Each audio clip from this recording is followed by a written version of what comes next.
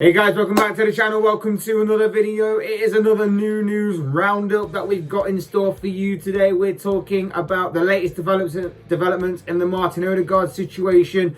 We've got latest on Locatelli as well. German Super Cup, a surprising team coming in for Zouma, and a little bit more as well. But before we go any further, I would like to remind you all to please like the video and also subscribe for new. Both things are always and very big greatly appreciated. But for now, let's get back to talking about some of the biggest headlines from the world of football, beginning with the latest on the Martin Odergaard situation. Yes, we're going to begin with the Martin Odegaard situation, as allegedly his move to Arsenal edges ever closer. We all know about this story. We've all heard about this story. It's been floating around for a while now. It basically began with a lot of uncertainty with Odegaard's future since returning to Real Madrid. It looked like he was going to stay at one point. It looked like he was going to leave. And now it looks like he's definitely going to leave. Arsenal have been monitoring the situation throughout, pursuing other targets in the meantime as a sort of backup plan, just in case Odegaard would stay at Madrid. The James Maddison story, of course, being one of the few stories that came out about Arsenal pursuing a creative and goal-scoring midfielder, or an attacking midfielder. But the latest developments coming out today simply state that talks are said to be at a very advanced stage between all parties involved, and allegedly they're all heading in the right direction, the correct direction, to strike up a deal as soon as possible. The reports that are coming out today, that's what everyone is saying coming out today, that Martin Odegaard to Arsenal is edging ever closer. It said that the feeling is of growing confidence that all sides can strike up a deal here, and that Odegaard will become a permanent Arsenal player in the very near future. We spoke yesterday about how Arsenal want to add to their squad, and they're looking at 2 or 3 players to bring in before the end of the transfer window. A goalkeeper in Aaron Ramsdale, which again we spoke about yesterday, seems to be one of them, but a goal-scoring creative midfielder appeared to be the second of possibly 3, and it seems that they are acquiring that position with this deal, should of course it fully go ahead. According to Fabrizio Romano on Twitter, he said that Martin Odegaard has always been a priority of Arsenal, and now the deal is set to be completed, confirmed, talks at final stages, and here we go soon. Here we go, obviously being Romano's catchphrase. Odegaard will rejoin Arsenal on a permanent deal, fee to be decided in the next hours, contract until 2026. The Danish playmaker was on loan at Arsenal for the second half of last season after arriving in the January transfer window, and gave a pretty good account of himself, in all honesty, during his loan spell. Good enough for Arsenal to obviously go on to pursue a more permanent move for the Danish playmaker. And like I said, I think this is a very interesting move by Arsenal. There was a time where Odegaard's future and his potential was literally through the roof.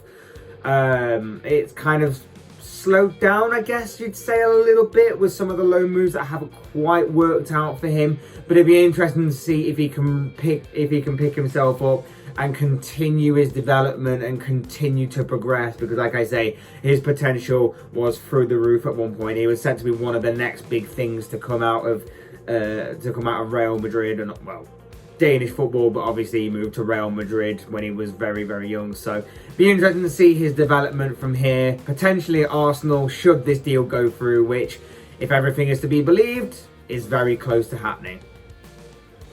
From one midfielder to another in regards to our next story. This one involves Locatelli of Sassuolo. He is set to undergo his medical at Juventus today. We talked about this video yesterday. We talked about how this deal is looking set to be done, dusted and wrapped up this week between Locatelli and Juventus, and as predicted, it is looking set to be that way and is looking set to be completed. What we said yesterday, or what Fabrizio Romano said yesterday, was the Locatelli deal is on its way to being done. It's in advanced talks, but a fee and the structure of the deal hadn't been decided. Well, it seems that everything has now fully been decided, but it's a very interesting deal structure that they've got going on for this deal. Because according to Romano, who is of course the man in the know and especially knows Serie A better than anybody, I believe, it is going to be a 2-year loan for Locatelli to Juventus. But at the end of that 2-year loan, Juventus have an obligation to buy him for 35 million euros. Romano tweeted yesterday claiming Manuel Locatelli has just arrived in Torino in order to complete his move to Juventus tomorrow. Confirmed. He'll undergo his medical on Wednesday morning, then sign until June 2026. Juve will sign Locatelli on 2 years loan with buy obligation in 2023 for 35 million euros. Locatelli shined for Italy this past summer during the Euros, in which the Italians were triumphant in beating England in the final, of course, as the midfielder was certainly very impressive throughout the entirety of the tournament. Like I say, very interesting deal structure ahead. I think Juventus have got quite the quality player on their hands. I know you shouldn't really judge on mainly a international tournament, especially, but it did seem that there is something with this guy that can make him step up to the next level. And of course, when it comes to Italian football and Serie A, there's no higher level than Juventus, of course, right now. I know they had a bit of a bad season last year, but with Max Allegri back in the fold, obviously we're playing alongside some better players. Cristiano Ronaldo, just one example. Yeah,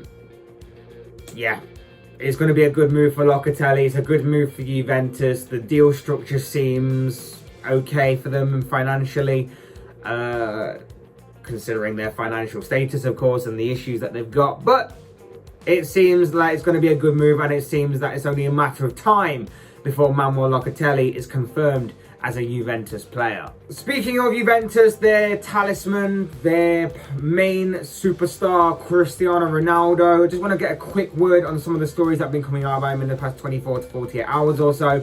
Again, I covered this in a video that I did yesterday about Ronaldo and about how there have been a lot of reports linking him with a move away to Juventus this summer, with moves to PSG and a move back to Real Madrid seemingly on the cards for the Portuguese international.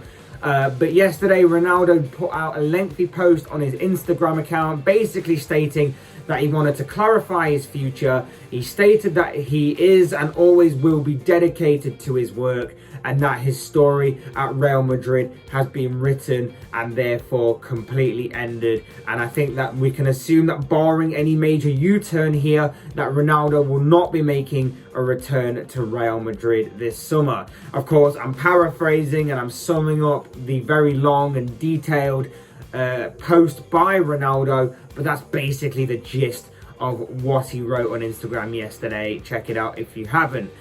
But what it does mean is that if he is definitely staying at Juventus this season, it will be interesting to see if a new contract does come his way. Remember, Ronaldo is entering the final year of his contract with the Italian side, meaning he could leave on a free transfer at the end of this season if he refuses to accept a new deal, of course.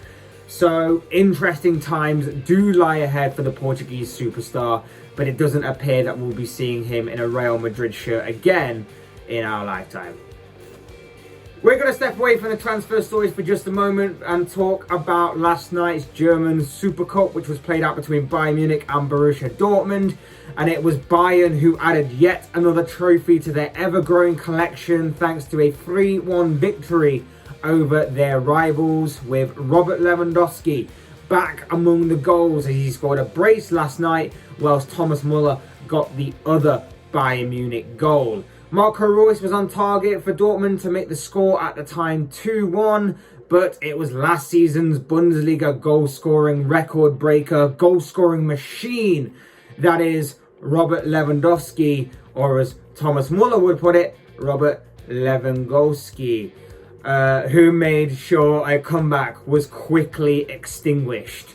This marks Julian Nagelsmann's first competitive victory and first trophy as Bayern Munich manager, something which he'll be hoping is the first of many wins and many more silverware to come in his direction, I'm sure. And finally, we return to transfer news because a strange link became apparent yesterday. A very strange link in my opinion, as Tottenham are the latest club supposedly interested in Chelsea's Kurt Zouma. There's been a lot of reports and speculation surrounding Zouma over the course of this transfer window that he's set to be leaving Stamford Bridge this summer. Chelsea are of course looking to bring in another centre-back in Jules Koundé. They're looking to get that deal over the line and bring him into the fold at some point before the closure of this transfer window. But it seems that they're wanting to shift Kurt Zouma out first before making this deal official. And that's why it appears that the Koundé deal is taking as long as what it is. It's been reported before that Zouma was looking to be used as part of the Koundé deal and that he could be heading to Sevilla in the opposite direction as a part exchange for the other centre-back. And it was also said that West Ham were allegedly interested in signing the French defender. But now it appears that Tottenham have joined the fray. Tottenham have entered the picture in possibly signing the 26-year-old. It's worth noting that for clear and obvious reasons, as part of their rivalry, deals between these two sides don't often happen. Deals really get done between Chelsea and Tottenham, although in saying that, deals have been done in the past between Chelsea and Arsenal, and you know, they've managed to secure some Chelsea players themselves, the Gunners. Okay, they may for the most part have been a bit past it. I'm looking at the likes of Willian and Petr Cech, but of course deals have been done and they're probably just as big a rivals as what Chelsea are to Tottenham, however you want to see that. And I guess if the money is right, business is business, it's going to be done. And especially if Chelsea really want this Jules Koundé deal to go through and get over the line, but they have to shift out Zouma first, I'm sure that they'll reluctantly do some business with Tottenham in order for them to take him off their hands. And I'd imagine that a deal would happen if that was to be the case. Would Zouma himself cross that rivalry line? Remains to be seen, of course, but it doesn't look like he's part of Chelsea's plans going forward, especially with the Koundé deal edging ever closer. But it's going to be interesting. It's going to be interesting to see where these two stories, the Zouma and the Koundé deal, kind of tie into each other a little bit. So it'll be interesting to see where those two stories go from here. But of course, as I always say, these are just the thoughts, comments, opinions, predictions, whatever you want to call it of this guy. I want to know what you guys think. What do you make of any of the news stories that I've talked about within this video? What do you make of the latest developments regarding Martin Odergaard and a move to Arsenal? What do you make of Manuel Locatelli close to signing for Juventus on an initial 2-year loan with Juventus' obligation to buy afterwards? What do you make of the Cristiano Ronaldo post he put out on Instagram yesterday and the fact that he doesn't look like he is returning to Real Madrid this summer? What do you make of Bayern Munich adding yet another trophy to their collection with a Super Cup victory last night over Borussia Dortmund? And what do you make of the link between Kurt Zouma and Tottenham? Will he cross that rivalry threshold and join Spurs this summer? I'd love to know your thoughts, comments, opinions, predictions, whatever you want to call it, down below in the comment section, because I'm sure it will all make for interesting reading. Otherwise, hit that like button on the way out if you enjoyed the video, subscribe if you're new or want to see more content like this. Both things will always and forever be greatly appreciated.